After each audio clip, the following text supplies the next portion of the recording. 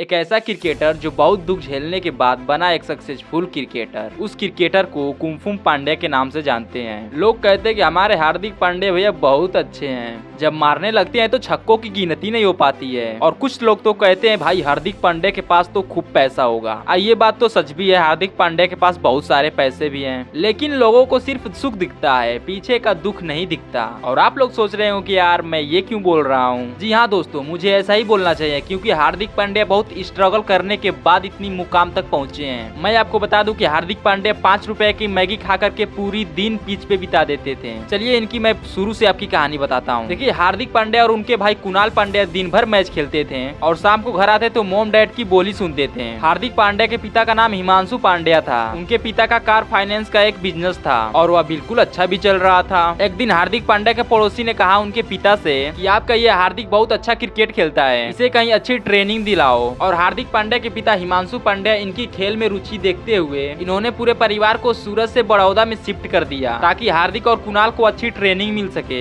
1-2 महीनों तक तो इनके परिवार के साथ खूब अच्छा चला, लेकिन कुछ महीनों के बाद इनके पिता बीमार हो गए और इनकी फाइनेंस की बिजनेस भी बहुत लो चलने लगा। अब आ गई थी हार्दिक पांड्या और उनके परिवार के साथ एक बड़ी मुसीबत, जिसे झेलना था और उसको पास करके एक महान आदमी बनना था। और हार्दिक पांड्या तो बिल्कुल हार नहीं माने। हाँ ये बात है, एक वक्त तो हार्दिक पांड्या ये सब देख करके अंदर से टूट गए थे, क्योंकि ये उनके साथ और उनके आंखों के सामने पहली बार हुआ था। लेकिन फिर भी हार्दिक पांड्या ने हार नहीं मानी और उनके सामने तो ये भी मुसीबत आ गई थी, एक रोटी मिलना भी माहौल था। ये सब देखते हुए हार्दिक पांड्या और उनके भाई कुणाल पांड्या लोकल टीमों के लिए क्रिकेट खेलने लगे। सारी दिन पिच पे खेलते दौरान शाम को 200 से 300 रुपए मिलते हैं और वही 200-300 रुपए ला करके अपने परिवार का खर्चा चलाते हैं। अब तो उनके सामने यह भी मुसीबत आ गई थी कि पिच में जाने तक की भी किराए नहीं थे। फिर भी हार्दिक पांड्या ने हार नहीं मानी और बस पर लटक करके चोरी छुपे जाने लगे हैं। दोनों भाई किसी से लिफ्ट मांगते तो लिफ्ट नहीं मिलती तो किसी गाड़ी पे लटक कर जाते हैं। ये सब मुसीबत आ ही थी, तभी एक और मुसीबत आ गई और वो मुसीबत थी कि उनके पास बैट ही नहीं था और बैट खरीदने के लिए तो पैसे भी नहीं थे।